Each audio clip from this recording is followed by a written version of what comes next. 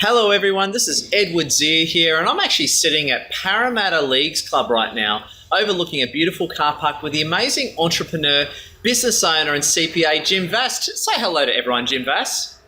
Hello Ed, and hello everybody. There you go, we've got Jim Vass on the line, and have a guess what we're doing. Why don't you tell the audience what we're doing right now, Jim? Well, I'm having a low-carb beer, and Ed's having some grapefruit. Exactly, it's a house Shiraz. Yes. And we're eating some Samboy salt and vinegar chips, aren't we, Jim? Yes, of course we are. It's a perfect way to spend a Tuesday afternoon. Exactly. And the reason for this interview, Jim Vass and I actually had to meet up to talk business in relation to the Cumberland Business Chamber. Jim's going to be doing an amazing presentation there, and we're actually going to talk about the topic and angle he's going to take. But what we ended up doing, we ended up going to his office, and Jim's got this awesome new convertible, and we went in a spin for it. Tell us, everyone, about your new car, Jim. What'd you get? What is it? I've got a 335i convertible. I've been looking at those for quite a few years now, and decided that it was time to get rid of my conservative Merc and step into something a bit louder and quicker. And just to point out, we are in Parramatta. It is the western suburbs of Sydney, and Jim Vass comes from a Greek heritage. And there's plenty of Greeks here as well. Exactly. So he's a Greek man driving a convertible BMW, and I was the Persian man as his wingman. Yeah. And the funny thing about it is watching all our hair fly off as we drive. Yeah, so just so you know, Jim, you're about, 28 are you, Jim? 28? Stone? 28. Yeah. Yeah, and then some, yes. But let's just say 28 for this exercise. Yeah, and just so you know, Jim Vass runs a business by the name of ATB Partners, and the thing I love about Jim is that I've known Jim for about 3 years now, and I actually met Jim the first week I started my business, and Jim's been nothing but amazing. Now, even though he runs an accounting firm, Jim Vass to me has always been more than that. He's always been that amazing businessman because he's built an amazing business and portfolio from scratch. I'm just curious, Jim, tell us your story.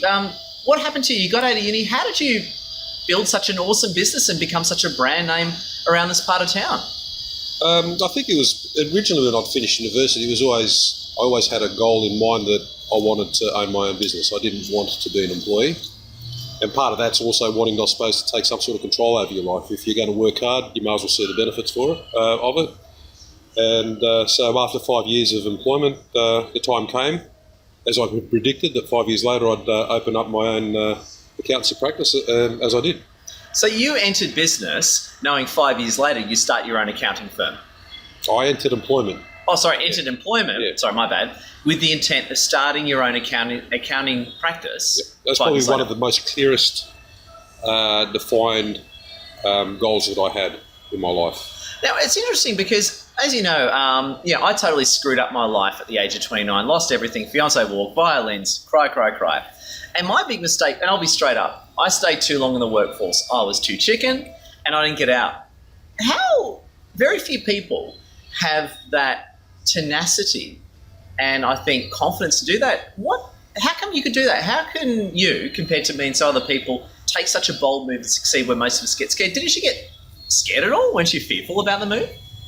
No, I think with anything, it's like being on the third tower at a swimming pool and you're looking over the edge and you want to dive. The more you stand on the edge and the more you think about it, the scarier it gets, and the more you undermine your own doubt, or you undermine your own self-ability. With anything like that, you plunge into it. A lot of it, sometimes ignorance is a good thing. So being ignorant to the dangers out there will obviously help you take that plunge, whereas ordinarily if you're going to think about all the dangers that are out there, you're not going to move. Wow, so you're saying that you can't overthink this. You've got to make the move and accept the risk. You do. It's got to be a calculated move. Of course, you can't be ridiculous with it and not contemplate anything. When I'd made my move, I'd considered my circumstances. I was married, my wife was working, we didn't have any children, and it was a calculated risk to think, all right, if I'm going to do it, if I do it now, it's going to be easier. If I do it when I've got children, it's obviously going to be riskier because there's going to be more mouths to feed and the rest of it. So for me, it was fairly straightforward, but I'd thought about it before I'd gone out to do it. It wasn't just one day I woke up and I thought, this is what I'm doing. So that's really clever. So you proactively, as a 20-year-old, thought ahead, in your 20s, I mean, and you said, okay, I've got to do this before I have children. I've got to get this business happening before I have more kids. And obviously that was really solid thinking because, I mean, whenever you see people start a business with a family, it usually doesn't cut the mustard, I find. What's your been experience in watching people do that? Well, generally speaking, when you're starting a business with a family, you've got a lot more overhead that you've got to allow for. So automatically, the business has got to be able to provide you with extra income.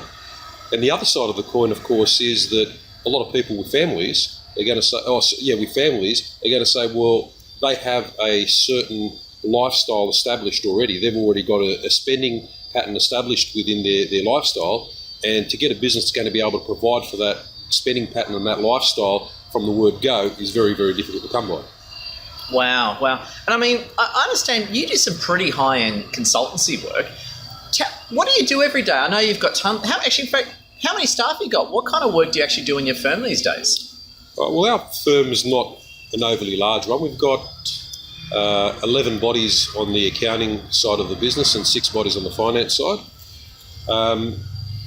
But we're not a volume-based business. We're more of a business that we work with the clients that want to work with us, that we want to work with, and that's generally a meeting of minds where they appreciate the input that we have in their business. They actually take it on board, and they're happy to work and to listen to what you've got to offer them, try to implement it, and work together to try to achieve their goals.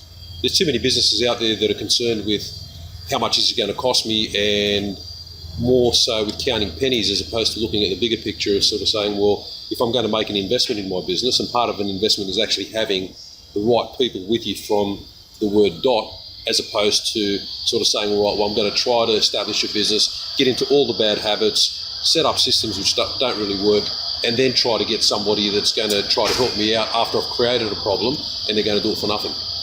And that's a common problem with a lot of businesses. And I guess the question is, because a lot of my clients, and I imagine a lot of people listening to this interview, would be from the services, professional services sort of industries. I know you've done this extremely well, and especially as a marketer as well, digging on that interest. How have you managed to acquire those high quality clients and keep them and build your business on that basis? Look, with any business, we started off with a lot of clients that we took on because they had a pulse and they could pay. But ultimately, as a business develops and it matures, you learn that what you want and what you don't want. Like, I can't say that I started the perfect business from the day that I opened my doors. We made our share of mistakes. Those mistakes cost us money, but the important thing is we learn from those mistakes. So ultimately, when you look at it, you sort of say, we're not repeating the same mistakes over and over again, and we've made so many mistakes that we could actually teach our clients, and we could actually see the writing on the wall with people where they're going to head with certain routes that they're going to take, and we can sort of say, if you're going to do this, this is what's going to happen, and you know why? Because I did it, and that's what happened. Wow. So it's not that we've been Einsteins in what we've done. It's basically we've been resilient in being able to work through the problems and get through them as opposed to anything else. And I think you've used the R word, resilience. I think often, a lot of life coaches just band around that word resilience, like as if it was candy. And I think very few people, they might be able to give the dictionary definition of resilience, but very few people actually understand what it means, because all the time I see business owners, the ones that turn into Jim Vasses of this world, are the ones that can get through it. But a lot of people just can't handle it when times get tough. What do you think about that sort of issue, Jim? Again, it comes down to what your expectations are out of life. It comes down also, certain people have different pressures. I was very fortunate to have a very understanding wife. So if I had to say I was working 7 days a week, if I had to say that I was doing 12 hours a day or 14 hours a day, it was never an issue of my wife demanding my time. The rest of it, she understood that we needed to do what we needed to do. Not everybody has that in business. So if you're faced with pressure at work and then pressure at home by a relationship, that can obviously impact how the business actually turns out. Yeah. Because something's going to have to suffer somewhere along the way, or something's going to have to take second seat. It can't all be the priority. And obviously, when you enter into something when there's less people involved, i.e. children, and the pressures of children within a marriage, then it's going to be far easier to be able to get over those challenges. And it's funny you say that because, as you know, I mean, I had, my, fiance, end the relationship with me. I just found out today. Yeah. Yeah, it's funny. You thought I was a happily married man, and I was telling you. Yeah. And it was. And I just kept on thinking to myself, that Ed, he laughs too much to be married. Well, I was actually planning. It's funny that, and I was actually planning on getting married, but and again, the woman's great. No hard feelings, and I really admire her because she's living her own life. And the thing I found interesting was that what was interesting in our own relationship was exactly that. I entered a business, and I made the business the first priority. And in a way, she didn't like being second back seat. Oh, it's the cops, Jim. Oh my God. The cops have us. Is that because it's a Greek and a Persian doing business in Parramatta? Yes, that's right. You shouldn't have left your bag down in the hallway with the strings hanging out of it. Yeah, there you go. They're going to think, I'm some kind of crazy Persian. That's right. But it's funny that I think that's really amazing. Like the Mrs. Jim Vass sounds like a really amazing woman to really give you that support and backing all these years to build such a powerful business. Yeah, she's a good lady. How does that saying go? Behind every good man, there's a good lady. That is so true, isn't it? And it's very true. It's very true. That is so true. And my wife's probably never going to listen to this interview, so I'm not saying it for her benefit. No, what I'll do is I will speak to your office staff and they'll email her a recording of this interview. Oh, right, okay. So your wife's awesome, isn't she, Jim? Yeah, she's a good girl. There you go. So, yep, you get dinner tonight. Yeah, great. So we're going to go digging into that a little bit deeper. So you started your business, you got it going. Question for you, Jim, and I know I have a lot of people ask me that. How did you get your first stack of clients? How did you get that base of clients that sort of propelled you and got the actual business going? How did you sort of crack the ice and crack the surface, Jim? Well, we started with this year's our 20th year in business. Oh my God, congratulations. So 20 years ago, there was no social media at all.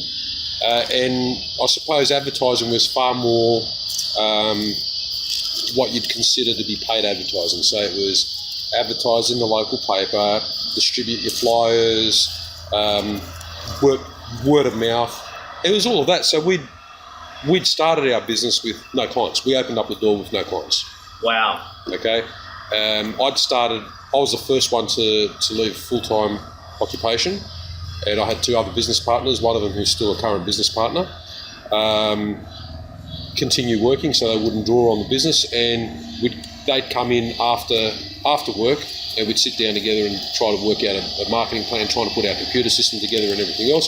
In the interim, I was there every day, had the shingle out, had a sandwich board out saying, yeah, we do tax returns, and that's what the business started as. We started as qualified accountants being able to prepare tax returns, whereas our competition at that point in time was the ITPs, the H&R blocks, which had kids out of school with 3 weeks training doing tax returns. Well, we were able to offer the additional advice and stuff like that went with the qualified accountant being able to prepare the return.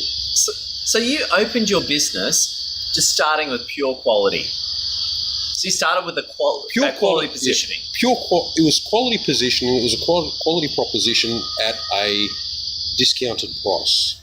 And ultimately, one of my mantras is don't discount your price. But one of the main things was we had to build a critical mass of clients where you had the volume there, and when it came time to increase our pricing, and that happened probably 2 years down the track, we had about 2,000 individual tax returns that we were pulling out of the one office. There came a point in time where we said, you know what, now is the time that we've actually got to differentiate ourselves, because this is not where we want to be, this is not the space that we want to be playing, and we increased our prices to reflect much closer to what the prices one would be expecting to be paying out of a CPA firm or a chartered firm. Now, with that, and we expected it, our 2,000 returns shrunk to about 900 returns, because people did not, of those 1,100 people didn't see the value in spending that, and they were just after chasing the cheapest return they could get. But the balance of those people thought, well, you know what, we could actually see the value in what we're getting, and we're happy with the service, and they stayed on.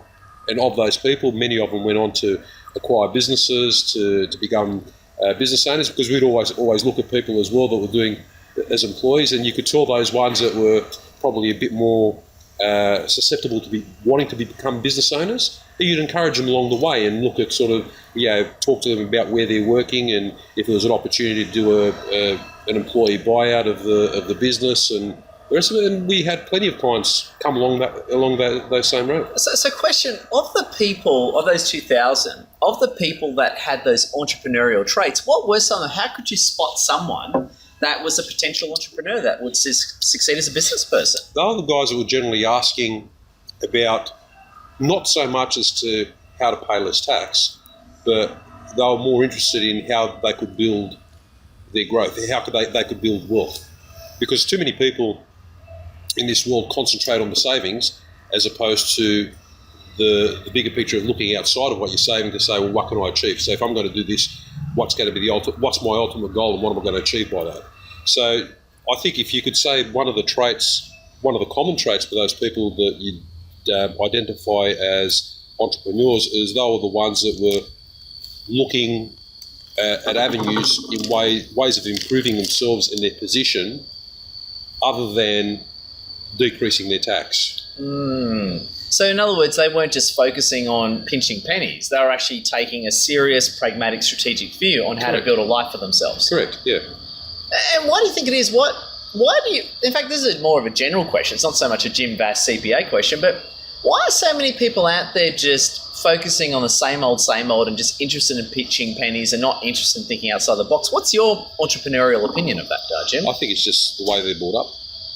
It's a frame of mind. It's just simply a matter if you've come from an environment where the idea is to screw the person down to the last cent that you can get out of them. You've always got to go into anything that you're going to do, you've always got to leave a drink in it for the next bloke. But make sure that everybody's making a fair living and don't try to squeeze them to the point where it's not worth their while to take care of you. So with those people that there seems to be a lot of that thing or the attitude now of winning against by getting more out of somebody than what you really should have. And that's not really sustainable. If you're working with a business, and you've worked with clients as well, Ed, that all they seem to do is suck the life out of you. They seem to suck all your resources up. And at the end of the day, do you really want to give them the time of day? You don't really want to work with them. You might work with them for as long as you have to, but it's not something that you work with them because you want to work with them. Yeah, you're doing it out of economic necessity. You're not doing it out of a true, genuine desire. Okay. So once that economic necessity goes, you don't need that any longer. Who are those people that you're going to get rid of? You're going to get rid of them. Exactly. Wow. Or you're going to refer them to your competition. Ah, very clever. Very clever. So let them go suck up somebody else's time. Just to let you know, I've got some good news, Jim. I've got all clients I want. The bloodsuckers are all gone, Jim. Well, that's good because I can honestly say the same for myself as well. Oh, well done. Well done. It's only taken 20 years, but... But I've still got a long way to go before I compare myself to you. Yeah, but you know what? Generally speaking, though, your first impression when you sit down with somebody, certainly from my own perspective, my first impression has always been correct. I've sat down opposite potential clients or clients that have been referred to me and thought, yeah, okay, they may turn out to be okay, but my instinct's telling me, you know what? This is going to be a waste of time. It's going to be a waste of money.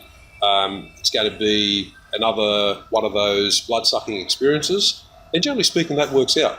And then you can sit in front of people that you can think, you know what, they're on the right page. They talk the same language, and you can identify those. And generally, those people there, you can work with, and they're the long-term relationships. They're the people that 20 years down the track are still with us. Wow. And it's funny, a question, putting the spotlight on me. When you first met me, what was your opinion of me, Jim? And let's be honest, shall we? Because it's not like this is being recorded. No, I'm curious. You wanted to make things work. You were eager to be successful. Maybe a bit misdirected sometimes. Yes. Okay, but you were eager to try things and to do things, and I suppose that eagerness is reflected in your own personality, and you're still around. Your business is improving as opposed to stagnating, which happens to a lot of people. And I don't think that your level of enthusiasm has waned a bit since the first day that we sat down and talked. I'm actually more ambitious now than I was 3 years ago, Jim. Well, yeah, and you know what? That's what keeps things fresh, because ultimately you see a lot of people that will approach you when they first start a business and they're ambitious and they're really vocal about it and they're excited about it and the rest of it. But 3 years down the track, it's not very often that you actually see them that they're the same and if not more excited about it. Well, you're one of those guys that's probably even more excited about it. I actually am, because it's funny. Again, this is me interviewing you, not the other way around. That's why you're such an amazing business mentor, Jim. It's, for me, it's if anything, this might sound odd, but when I started my business, because I wasn't truly sure that it would work, I always held part of myself back. But now I know it's working. I put more of my heart right into it. So I think that's why I'm becoming. Now I know I've won. I'm now putting my whole life into it. Yeah, no, that reminds me of the conversation that we had about 3 years ago, where it was basically about to say, you can't work and expect to run a business at the same time. What did you tell me? Tell everyone again. You were, at that point in time, I remember you were working about 3 days a week with, it was contracting. Yes. To almost full time. Well, a pseudo employee. Yeah, I was a pseudo employee. Yeah. That is correct. And you can't have 2 feet in 2 different camps. You've got to be committed either one way or the other, because if you're going to be sort of saying, well, I'm going to take the safe bet and I'm going to hang around doing what's safe to me, you're not going to commit yourself 100% to your business. Once you actually leave that camp and you're saying, right, I'm now in a position where my livelihood is totally reliant upon what I can do with this business, your focus changes, your attitude changes, and it reflects in what you can actually do within your business. Yeah, it's funny you say that, because, and I say this to people, and I always talk very highly of you around town, as you know, Jim, and it's always, you've always said something to me, and this is going back, right? And you always say something to me, and I walk off going, oh, what does Jim Vass know? Jim Vass is this and Jim Vass is that. And I find out 6 months later, I was 100% wrong and you were totally right. And I've done that about 4 times, and I thought, I might just accept everything that Jim Vass preaches as reality. I wouldn't accept everything, but you question it, and then maybe after a period of time, try what you wanted to do, and then try what I suggested. Yeah. And maybe it's not, the suggestions that I come up with aren't perfect, but they're in the right direction. Absolutely, absolutely. If I could have $1 for every time I've sat with a client and we've had a conversation, I said, look, you should not do this, and they've done it, and 3 months later, 6 months later, a year later, we're sitting down again looking at a disaster, and it's generally because they've done what they were advised not to do. I can't actually remember, in my 20 years of business, I can't remember ever saying to somebody, don't do this, and then going ahead and doing it, and it being a success story. Wow. So in other words, you're a trifecta. You're the right horse to bet on. Which I would agree with. I'm the first to agree with that. Yeah, but some of that stuff that they're going to do as well is downright stupid as well. So, you know, so I can't take all credit for their for their failures, but, you know. That's amazing, Jim. I think, I got a question for you. Now I suppose, I don't know, you strike me a bit like Al Pacino from Scarface. The world is yours, Jim. What's the next step for you? I'm kind of curious, because I'll be straight up with you. I aspire to be in your position. I look up to you quite seriously. And for me, getting to the position you're at is my whole focus right now. My question is, once you're the Jim Vass, what then happens next? What happens when the film ends? What's the next step? It doesn't end. What happens when you've achieved that level of success that so few do, Jim? What's the next step? What goes through your mind? I'm very curious. You know, there's whatever you do, I'd mentioned it earlier, where you've got to sustain a certain lifestyle, so you've got to earn a bit more to sustain a certain lifestyle. BMW services are bloody expensive, you know. So ultimately, I don't ever look at my working career as there's a time that I want to check out. Like, I look at it more as I'd like to be able to maybe scale back my hours a bit, maybe scale it back to, ideally, I'd love to work 3 days a week. If I could work Tuesday, Wednesday, Thursday, that from my perspective would be ideal. And also, I suppose it's picking the type of work that you want to do as well.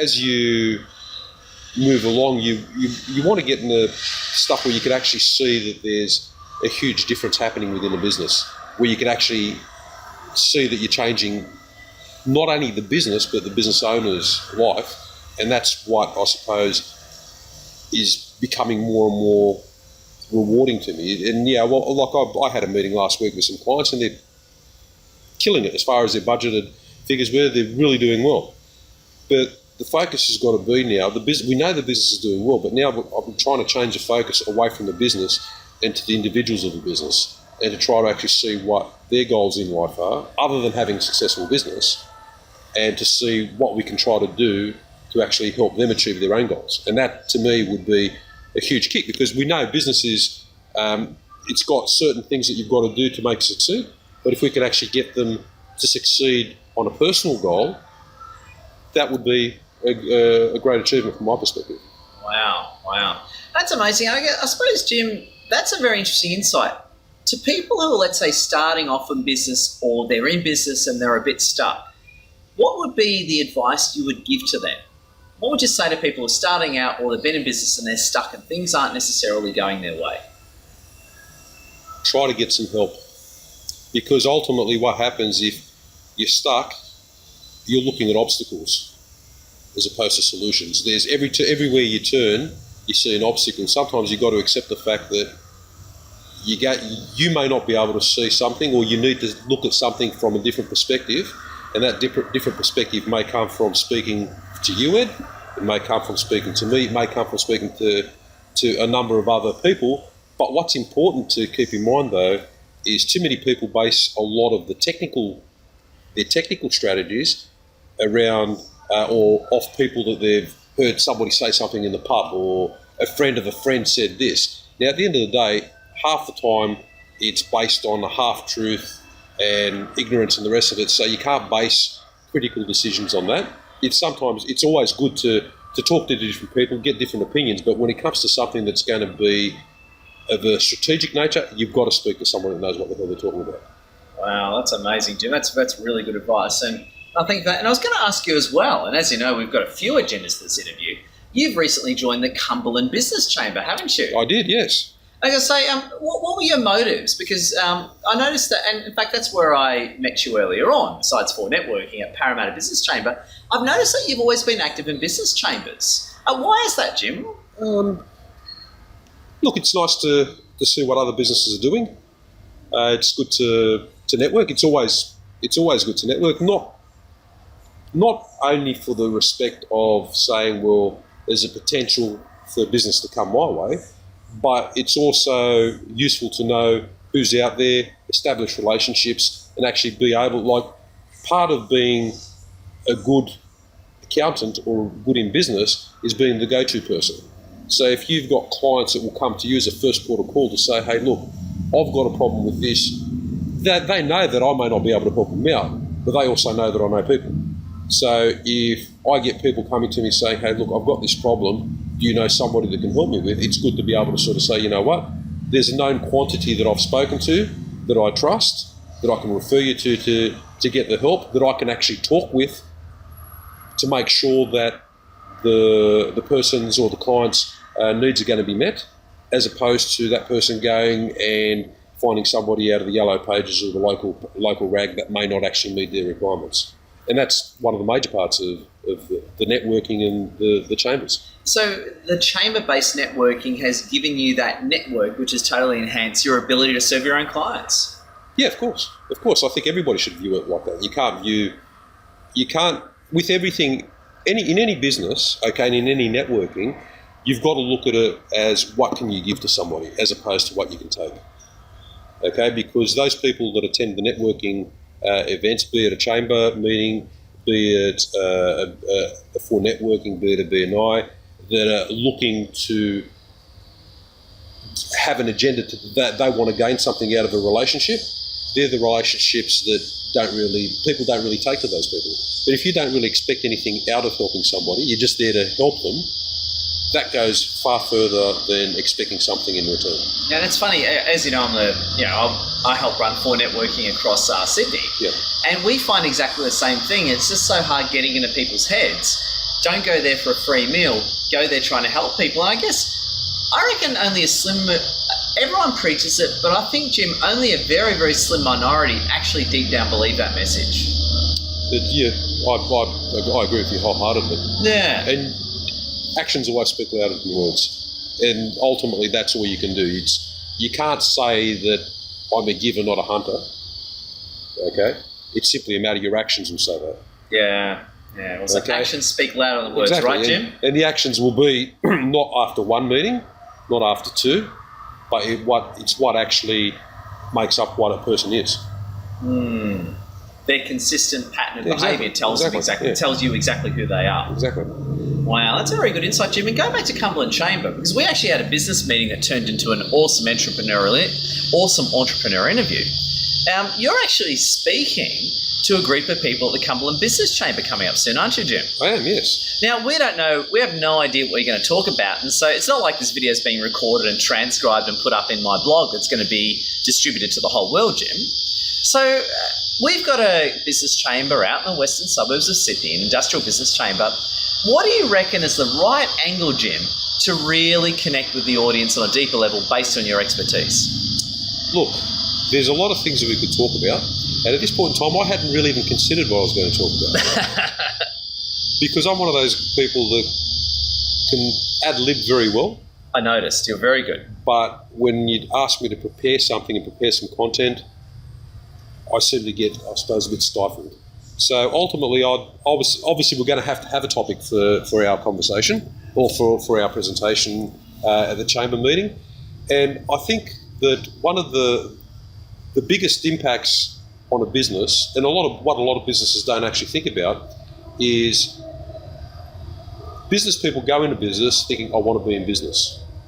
Very few businesses think about, how am I going to get out of this business? Very few businesses will actually think about, what am I going to do that is going to... They don't think about that the business is an asset that they've built. They think about the business as it's there to provide them with a living. I think that that'd probably be not a bad topic of conversation, because there's much more to a business than just providing you with a living. It's an asset that you've built, and a part of the game is to make sure that in 10 years' time or 15 years' time or 20 years' time, when you decide to pull up stumps, that you've got something that you can sell that it's going to be able to contribute to your retirement. So in other words, what you're saying, just to paraphrase, a great topic will be how to turn your day-to-day business into a powerful asset to build for your family, be it you want to keep it or sell it, be it you want to make it a legacy business or you want to sell it. Yeah, something like that. I reckon that's a really good angle, Jim. We're going to have to... You reckon? I reckon it's a good angle. I reckon I'll have to take that back to the chamber board and see what happens. But I think it's good. I think because, again, I think you're right. I'm a marketing mentor. I do a lot of small business marketing around town. I think I say it all. I'm not a CPA. I'm not an accountant. I'm not even going to pretend to be one. But what I do see all the time across town is just so many people just living day to day in their business. They may as well go get a job. Very true. Like, do you see that a lot? You see people in business that they should just close their business, yes. Go back to work. Well, look, most of the small businesses in this world, that's what you'll see. Most of them are doing nothing more than a salary which they've bought. So, yes, and there's not a lot of thought that goes into it other than the fact of the day-to-day living. Well, what we've got to try to concentrate on, most businesses should be thinking about, is I've gotten myself into this, how am I going to get myself out of it? And many times it's easier to get divorced than to get out of your business. Wow. So why is that? Is that because the business just integrates into your life so profoundly, Jim? Well, you can either walk away from something that's got liabilities, which you can't, or you've got to try to extract yourself from a business relationship with a third party, which is very, very difficult. Unless, of course, you've got it properly documented and all the parties meet, their minds meet as well. So 9 times out of 10, it would be easier to get a divorce, if you wanted to, of course, rather than actually trying to get out of business, because a lot of businesses don't actually contemplate that and they don't actually plan for that. Well, so in other words, so you think a great angle, which I agree with, I'm more paraphrasing for the sake of the interview, is that we actually speak to business owners, or you actually speak to business owners in presentation, teaching them how to turn their business into a powerful asset. one that can be sold or even kept or retained or passed on to future generations. Correct. And I suppose one of the main things is basically, how can you turn that business, like if it's valued today at $100,000, what can you do over the next 5 years in order to try to make it worth $500,000? Wow. Okay, because ultimately, if you planned on retiring now and you've got car leases, you've got equipment leases and everything else, and you could sell your business for $100,000 and then you've got to pay out all the leases, you're not going to finish up and walk away very much. Certainly you're not going to walk away with anything substantial to put towards your retirement. You may as well just stay an employee for years. Exactly. Yeah. Whereas if you can sort of say, all right, well, I know that 5 years down the track or 10 years down the track, this is what I want to plan to try to do with my business, then we've actually got to see about getting the business to look inviting to people that want potential purchasers. And a lot of that is having it systematized, having the proper documentation, having everything there that is like a buyer will look at to get some sort of level of comfort when they're purchasing something. Wow. I think it's a very, very exciting topic, Jim, and I think you've given me heaps of stuff to work with. So I'll take it back to the chamber board and see what I can come up with. Yeah, see if they want me to talk, because I might say, no, it sounds too boring, I might want somebody else. No, we want you there, Jim. So there you go. So I was going to say, look, Jim, this has been a very profound interview and I've gotten a lot out of it. I was just going to say, is there any parting advice you want to leave onto the audience? Yeah. Be nice to your accountant, you might need them one day. There you go, Jim. That was funny. And you heard it yourself. Exclusive interview with Jim Vass, the awesome businessman, entrepreneur, and CPA accountancy firm manager from Parramatta, Sydney. Jim, Thanks, Ed. It's been a pleasure, and I just want to say thank you again. And of course, if you're hearing this interview, type Jim Vass into Google and check out his website, and you never know what goodies you'll find. Jim, on behalf of Edwards here, thank you for the interview. Thank you, Ed.